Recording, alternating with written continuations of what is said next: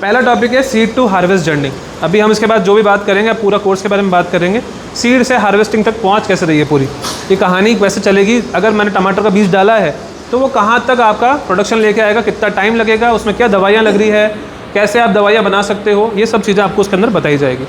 इसके अलावा बाद में सॉइल, कंपोस्ट और ऑर्गेनिक न्यूट्रिशन के बारे में बात करेंगे हम कल। फिर हम grow vegetable in small pots, जब हम आपको नर्सरी में अलग अलग सबके पास एक पॉट होंगे, सबके पास आपके पास टैग्स होंगे, आप उसको पॉट में कुछ भी लगाएंगे।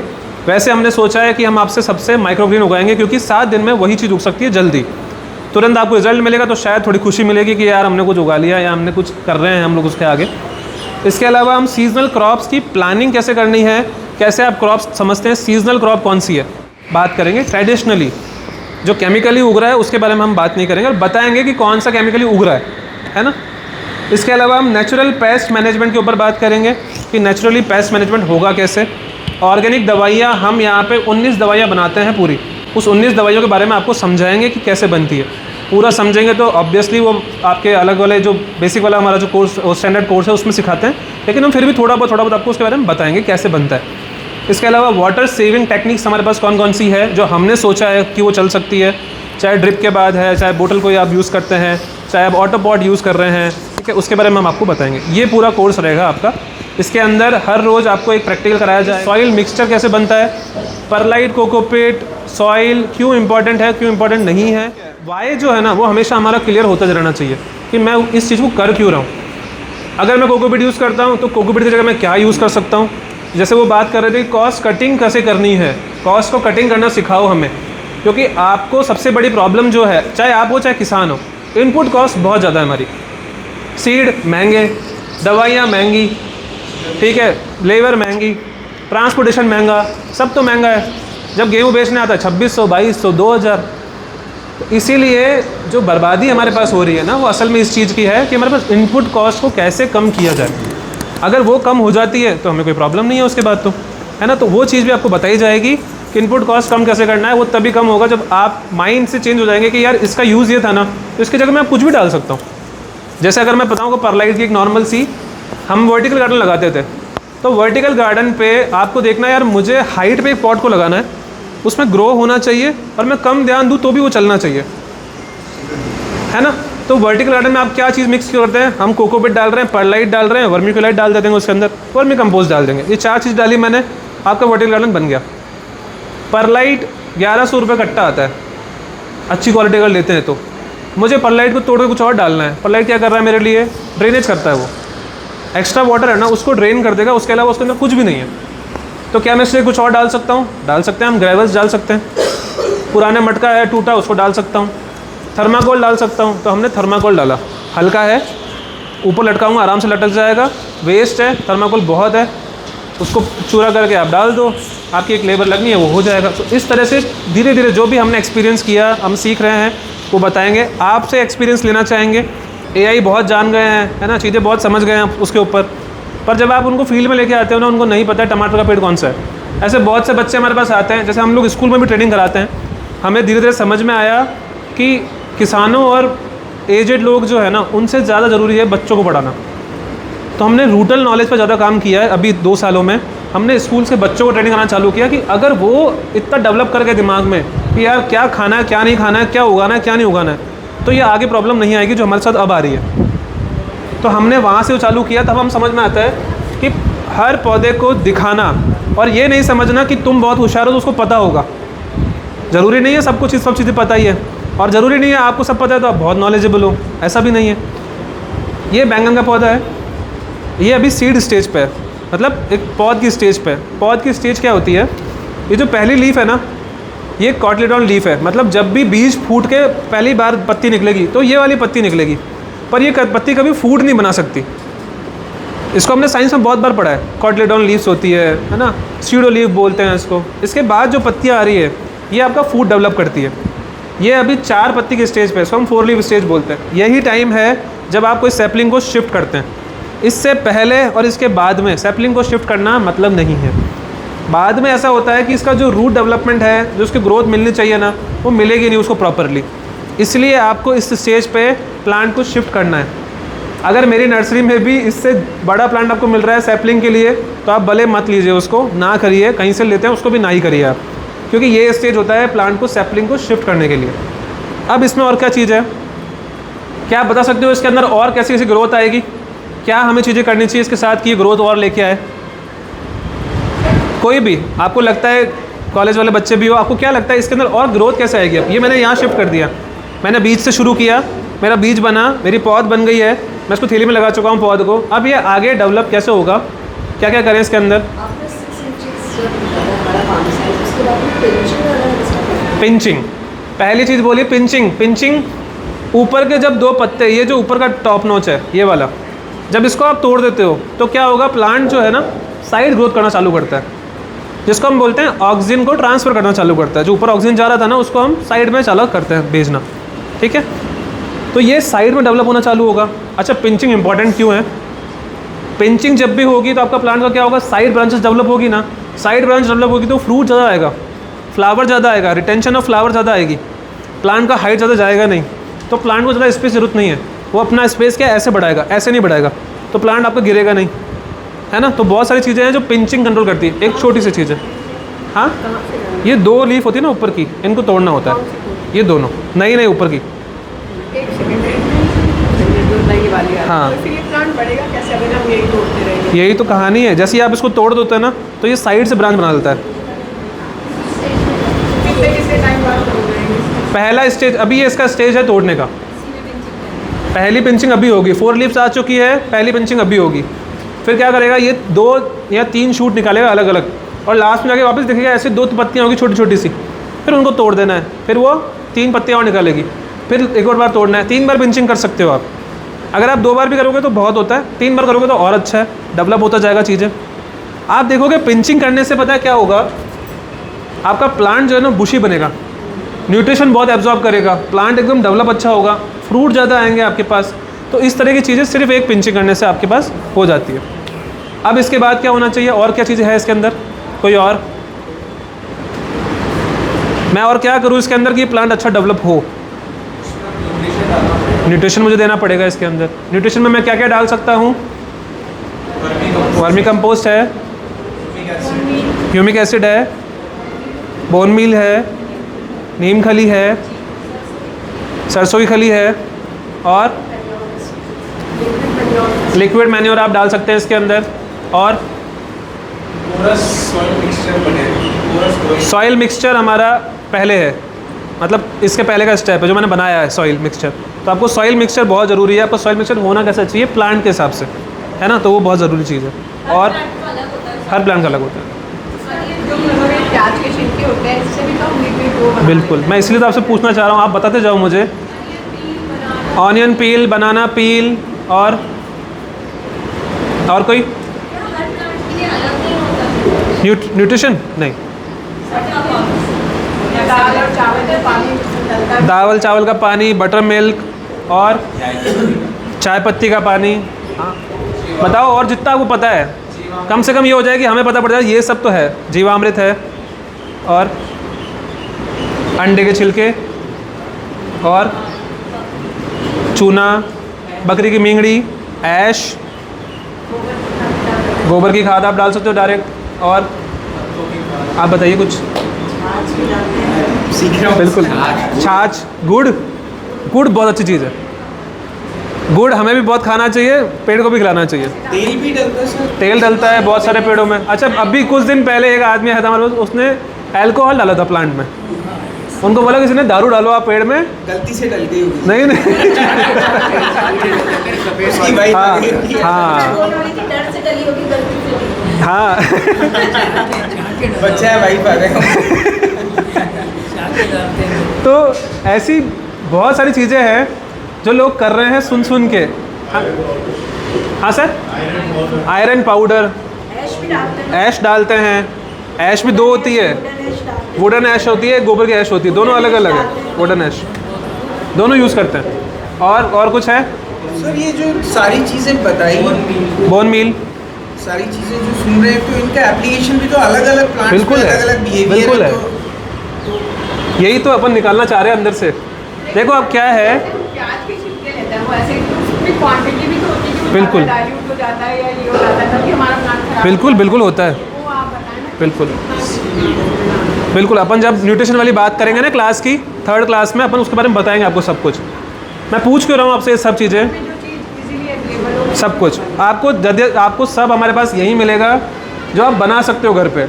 हम बेचना कुछ भी चाहेंगे नहीं आपको, हम बेचते तभी है, सूखे फूल डाल सकते हैं, बिल्कुल। अच्छा, आपको पता है ये सारी चीज़ें जो है ना, इतनी सारी चीज़ें आप बताइए, आपने छाछ भी है और गुड़ भी है, ये सब कुछ है, इन सब से हमें क्या मिल रहा है? न्यूट्रिशन। कौन से न्यूट्रिशन? 17 न्यूट्रिशन, हर चीज़ में अलग अलग है। हमें क्या देना है? न्यूट्रिशन देना है। अब मेरे पास क्या अवेलेबल है ना, मैं उसको यूज़ करूँगा। जैसे अगर मेरे घर पे छाछ निकलती है, या मेरे घर पे दूध बनता है, या दही बनती है, तांबे का लोटा है, तो मैं उसको यूज़ करके कुछ ना कुछ न्यूट्रिशन बनाऊँगा। तो मुझे यहाँ क्या सीखने की ज़रूरत है कि इस चीज़ में कितना न्यूट्रिशन है और मुझे उसको कैसे यूज़ करना है। जैसे नीम खली आप कह रहे हो, आप सरसों की खली कह रहे हो, आप बोन मिल कह रहे हो। तो सरसों की खली गर्मियों में डाल सकते नहीं, हैं, सर्दी में सिर्फ। हाँ, तो इनमें सरसों की खली में क्या है? NPK, calcium. नीम खली में क्या है? NPK, calcium. ठीक है। आप जब गोबर की खाद डालते हो उसमें NPK, बाकी और न्यूट्रिएंट, कैल्शियम वगैरह, जिंक वगैरह, बहुत सारी चीज़ें उसके अंदर है। तो ये सब न्यूट्रिशन है उसके अंदर, हमें ये सीधे उनको सप्लाई प्लांट को देनी है। देनी कैसे है? एक बैलेंस फार्मूला होना चाहिए इसका कि मुझे कैसे देना है। प्लांट जो है ना, वो इतनी अच्छा चीज़ है कि वो आपको तुरंत रिएक्शन देता है। हमको ऑब्जर्व करना आना चाहिए कि मेरा प्लांट मुझे रिएक्शन दे रहा है। प्लांट 12 घंटे 24 घंटे के अंदर आपको रिएक्शन दे देगा कि आपके न्यूट्रिशन का क्या असर हो रहा है प्लांट के ऊपर, चाहे वो ऑर्गेनिक हो चाहे वो इनऑर्गेनिक हो। स्लो तरह से देता है लेकिन दिखाता है। ठीक है, इसको हम बोलते हैं प्लांट टिश्यू टेस्ट। जब आप करना सीख जाएंगे, टफ है पर आप सीख जाओगे तो आपको समझ में आ जाएगा कि यार मैंने जो चीज़ डाली है ना आज, उसका रिजल्ट आया कि नहीं आया। ठीक है, मैं आप सबसे क्यों पूछ रहा था अपने साथ डालते हैं, क्योंकि हमको ज्ञान देने वाले लोग तो बहुत है। जब हम किसी से पूछना चालू करते हैं ना कि यार मेरे पेड़ में है ना टमाटर नहीं आ रहे, तो ज्ञान देने वाले बहुत है हमारे पास लोग। अरे यार आपने नीम खल डाली है क्या? उसमें नीम खल डालो, आ जाएंगे अभी फ्रूट। कौन सा मौसम है, काम आना चाहिए कि नहीं आना चाहिए, फ्रूट क्यों नहीं आ रहा है उसके अंदर। कुछ पेड़ ऐसे हैं, मेरी नर्सरी में भी ऐसा होता है, हम ट्रेंड हैं, मेरे स्टूडेंट जो है, ये भावना है और भी लोग हैं, सब ट्रेंड है, फिर भी पेड़ सूख जाता है। हम बोलते क्यों सूख गया? तो यार भैया पता नहीं कैसे क्यों सूखा। क्यों जो है ना मुझे पता होना चाहिए, मेरा क्यों क्या है। उसके रूट में अगर फंगस लग गई और आप उसको यूरिया डाल रहे हो और दवाइयाँ दे रहे हो तो वो और मरेगा, वो कभी क्योर नहीं होगा। तो हमें सीखने का ज़रूरी है कि अगर किसी न्यूट्रिएंट को मैं यूज़ कर रहा हूँ तो वो न्यूट्रिएंट का मतलब क्यों है, वो काम भी आ रहा है कि नहीं आ रहा है, क्या मेरी प्रॉब्लम सॉल्व हो रही है उससे। तो पहले ज़रूरी क्या है, अगर किसी में फंगस लग गई है प्लांट में, तो क्या करता है प्लांट आपका, कैसे बताएगा आपको मेरे अंदर फंगस लग चुकी है? हल्का हल्का विल्टिंग या हल्का हल्का पीलापन आपको पत्ते में दिखना चालू होगा। कहाँ चालू होगा? ओवरऑल प्लांट में चालू होगा।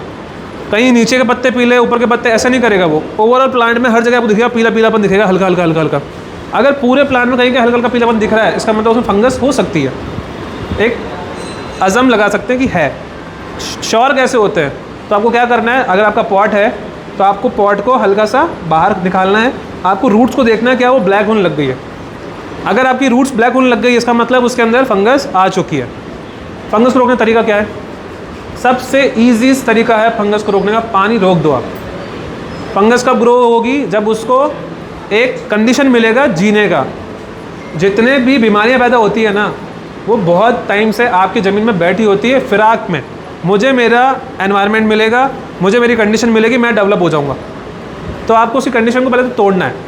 अब तोड़ने में क्या होता है, लोग बोलते हैं यार पानी बंद कर देंगे प्लांट मर जाएगा। तो पानी बंद करने का मतलब क्या होता है, जो पानी आप रेगुलर दे रहे हैं उसको आप ब्रेक करो। आप देखो आपका प्लांट जो है ना हल्का सा मुरझाने कब लगता है। जैसे ही आपका प्लांट मुरझाने लगेगा उस समय आपको उसमें फंगस की दवाई डालनी है, उससे पहले आपको फंगस दवाई नहीं डालनी है। ऐसा क्यों? जब आपका प्लांट देखेगा कि वाटर स्कैरिसिटी हो रही है ना, तो वो क्या करता है, अपनी रूट को डेवलप ऐसे करता है कि जितना पानी है ना उतना खींच लेना। इस बार रूट जो है ना हमारी ऐसी डेवलपमेंट होती है कि अब जितना पानी आएगा ना उसको मैं खींचूंगा। इसको बोलते हैं शॉक देना प्लांट को। जब भी हम सैपलिंग शिफ्ट करते हैं ना, अभी इसको सैपलिंग में मैंने शिफ्ट किया, अगर बिना शॉक के इसको शिफ्ट करूँगा और मैं आपको दे दूँगा ना, ये घर जाते ही मर जाएगी, 2 दिन में मर जाएगी बिना शॉक के। क्यों? क्योंकि इसको आदत पड़ी हुई थी रोज़ पानी पीने की। आप घर ले गए, आपने लगाया, एनवायरनमेंट पूरा चेंज हुआ, आपने एक दिन पानी भूल गए, इसको आदत नहीं है उस चीज़ की, मर गया। तो इनके पास क्या सेंसेस तो है, इनके पास भी एक मेमोरी जो है ना वो इनके पास भी है प्लांट के पास। तो जैसे ही हम इसको शॉक देते हैं तो वो क्या करता है कि अब जितना पानी आएगा उसको वापस अपन को खींचना है। आपने पानी कौन सा दिया, फंजीसाइड मिला के आपने पानी दे दिया, तो वो जैसे ही पानी खींचेगा तो क्या करेगा, पूरी जगह में फंगस जो है वो उसको रोकना चालू कर देगा, मतलब फुल ग्रोथ के साथ उसको खींचेगा वो, पहली चीज़। दूसरा, जब भी हम फंगस को रोकना चाहते हैं तो हमें वाटर को स्टैग्नेशन मतलब रुकने नहीं देना है पानी को, हमको ड्रेन रखना है प्लांट को। जब भी प्लांट आपका पूरा ड्रेन रहेगा तो उसमें फंगस नहीं रुकेगी, वो मरना चालू हो जाएगी। क्योंकि फंगस को क्या है ना, बहुत माइन्यूर है, मतलब हमारे बाल से पतला है, वो तंतु होते हैं उसके अंदर, एक दूसरे को जोड़ने के लिए ना उसके अंदर तंतु है, वो तंतु अगर टूट गए तो वो मर जाती है। अब एक तरीका तो ये है मेरे पास कि मैं पानी रोकूंगा, फंजीसाइड डालूंगा।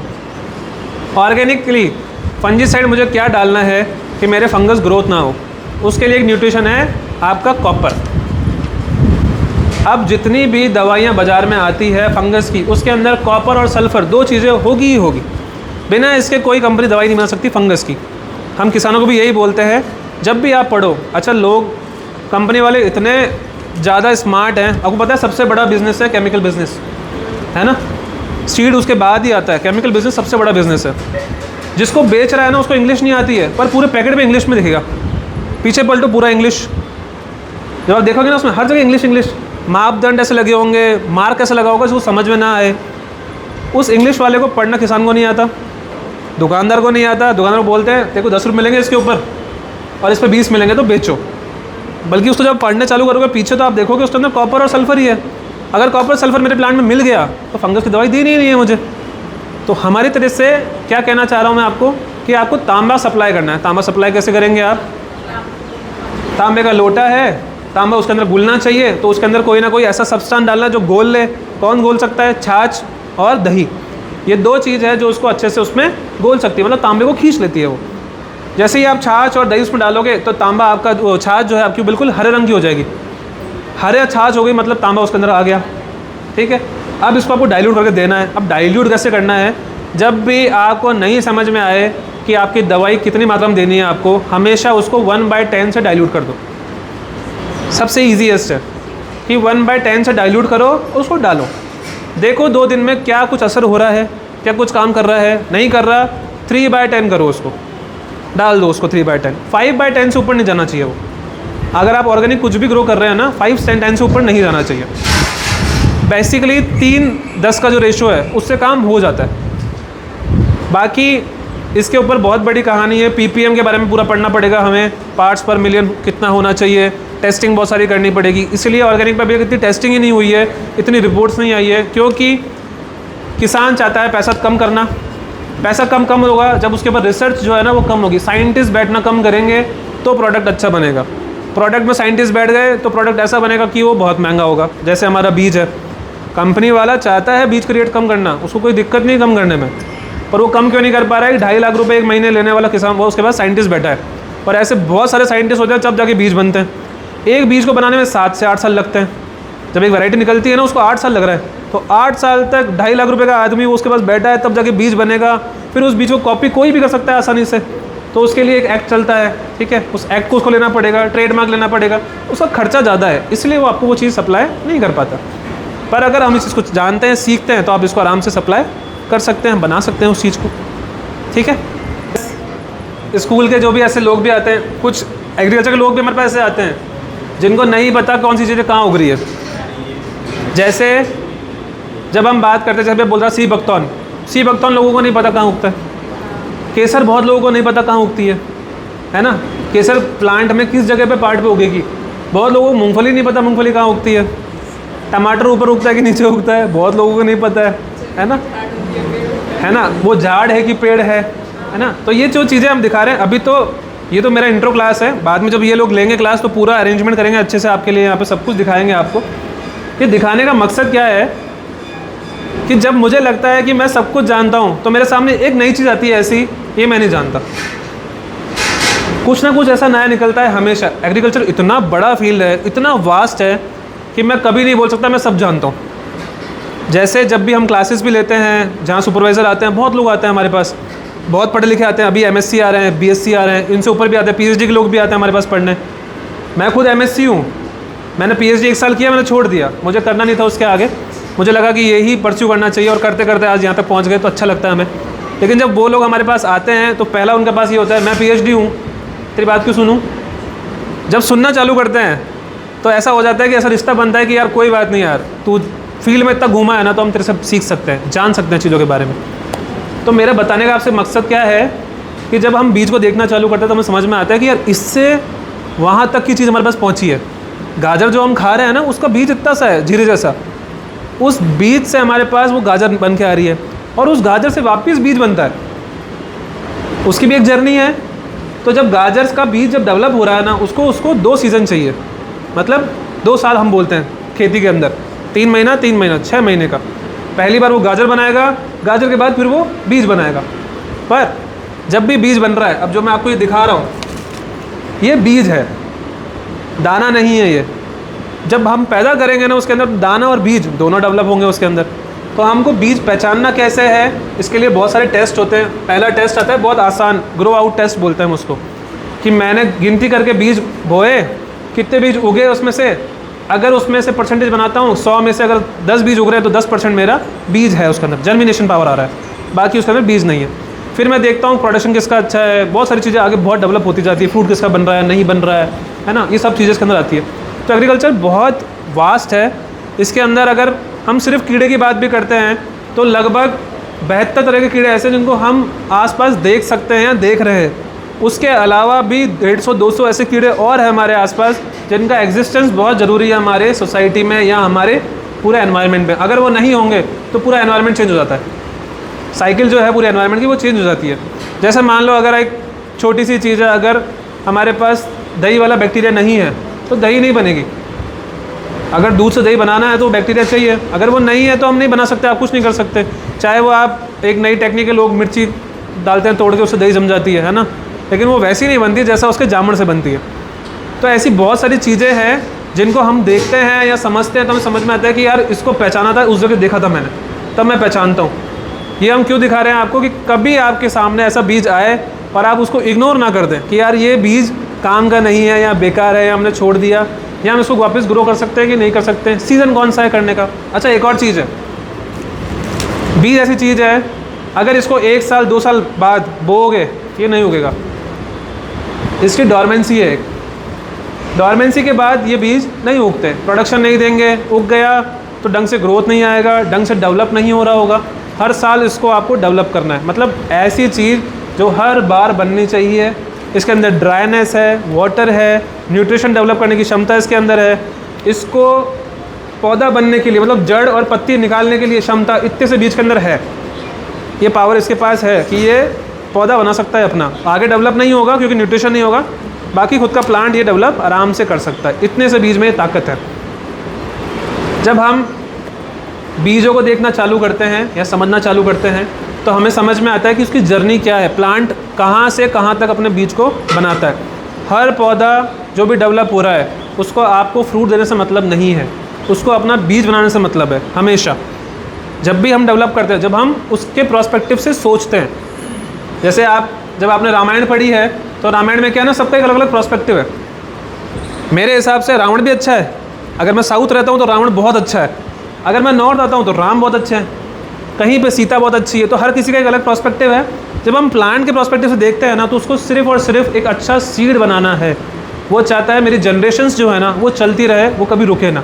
जैसा जंगल में होता है, फ्रूट बना, फ्रूट गिरा, उसमें से पौधा बना, नया पौधा बन गया, है ना। तो उसकी एक जनरेशन है, उसको यही करना है, वो उसके अलावा कुछ नहीं करना चाहता। उसके बीच में अगर आप फ्रूट कंज्यूम कर रहे हैं, फ्रूट खा रहे हैं, तो वो आपके लिए एक प्रोडक्ट बन गया। इसलिए वो हाई मात्रा में, मतलब ज़्यादा वॉल्यूम में फ्रूट्स बनाता है। उसको असल में अपने जैसे 10-20 बच्चे पैदा करने हैं बस, उसके लिए वो एक हाई वॉल्यूम में अपन काम करते हैं। जैसे अपन हाई वॉल्यूम, आज मैं लेके बैठा था 91 लोग थे मेरे पास, 30 की सीट है मेरे पास, दूंगा 30 जनों को, पर 91 लोग मेरे पास आ रहे हैं, है ना। मेरे पास कॉल इतने आ रहे हैं। जब हम वॉल्यूम में देखना चालू करते हैं ना प्लांट्स को, तो हमें समझ में आता है कि प्लांट ज़्यादा बनने क्यों चाहिए, ज़्यादा ग्रो क्यों होने चाहिए। और जब भी हम ग्रो कर रहे हैं, जब भी आप भी ग्रो कर रहे हो, अगर मुझे लगता है कि मेरे पास 40 पॉट है तो हमेशा 60 या 70 प्लांट आप डेवलप करो। उसमें से कितने चलेंगे कितने नहीं चलेंगे ये आपके कंडीशन के ऊपर है, आप उसको कैसा पालते हो। लेकिन हमेशा आपको ज़्यादा प्लांट डालने हैं, ज़्यादा सीड आपको डालने हैं। जब आप धीरे धीरे ट्रेन हो जाओगे ना इसके अंदर, तब आप अपने आप कंट्रोल करने लग जाओगे कि मैं 10-20 से 10 प्लांट सक्सेसफुली ग्रो कर सकता हूँ आराम से उसमें प्रोडक्शन ला सकता हूँ। ये एक जर्नी है सीखने वाली, जब आप उसको सीखना चालू करते हैं। सर जो होता है हम टमाटर होता है उसमें बीज डाल देते हैं, उससे पेड़ आ जाता है, तो क्या है इस सीड और सीक्रेट? इसमें कोई साइंटिस्ट इन्वॉल्व हुआ, उसने कुछ डेवलप किया, हाइब्रिड बनाया। उसने बोला कि पिछली बार अगर आपके टमाटर में 20 किलो आया था ना, तो इस बार 22 आ जाएगा। ये इसमें है। आपके वाले में क्या है, उसने बीज बना दिया, आपने ग्रो कर लिया। अगर आपने बीज बना दिया तो आप जीनियस हैं, अच्छी चीज़ है। आपने उगाया, प्रोडक्शन अच्छा आया, तो आपकी कंडीशन के फेवरेबल था, वो बन गया। इसको हम बोलते हैं हेयरलूम सीड। अच्छा बीज था, उसको मैंने बाद में उगाना चालू कर दिया, तो हेयरलूम सीड बन गया। पर इसको बीज को कभी आप बेच नहीं सकते हो। अगर इस बीज को आपने कभी बेच दिया तो आपके ऊपर केस हो जाएगा। हाँ, पेटेंट एक्ट है। पर सर जैसे अगर मेरे खुद के लिए यूज़ करना है, कोई दिक्कत नहीं है, आराम से बिल्कुल करो आप। ठीक है, मतलब इतना तो ही है। देखो टमाटर एक बीज कब बनेगा, चलो देखो, टमाटर प्लांट पे उगा, पहला हरा, हल्का हल्का थोड़ा सा गुलाबी हुआ, हल्का हल्का लाल हुआ। लाल होने के बाद जब वो हल्का हल्का पकने लगेगा ना, गलने लगेगा, तब उसके अंदर बीज बनेगा। इसके पहले जितना भी चीज़ है वो दाना बन रहा था उसके अंदर। जब वो पकने लगा हल्का हल्का, आपको लगा कि यार अब मतलब अब तो गिरेगा ये तो पक्का, तब उसको तोड़ लो आप। तोड़ने के बाद आपको उसको काटना है, उसका रस निकालना है, उसके बीजों को आपको सुखाना है। ठीक है, अब इसमें बीज और दाना दोनों है। टमाटर का बीज बनाना मुश्किल है, इसलिए महंगा है। ठीक है, जब आपने बना लिया इसको, आपने क्या किया, इन सबको वापस लिया, आपने ग्रो किया। जब आपने 100 पेड़ लगाया, उसमें देखना आप 100 में से कुछ तो ऐसे होंगे जो 2 पत्ती निकाल के रुक गए या बढ़ नहीं रहे जल्दी, और कुछ ऐसे होंगे तो बहुत जल्दी बढ़ रहे होंगे। तो जल्दी जो बढ़ रहे होंगे ना, उनको निकाल के आप शिफ्ट कर लेना प्लांट में, वो आपके लिए डेवलपमेंट ला देंगे पूरा। बाकी वाले जो होंगे थोड़ा स्लो चलेंगे लेकिन ग्रोथ करेंगे। इतना ही डिफरेंस होता है इसके अंदर।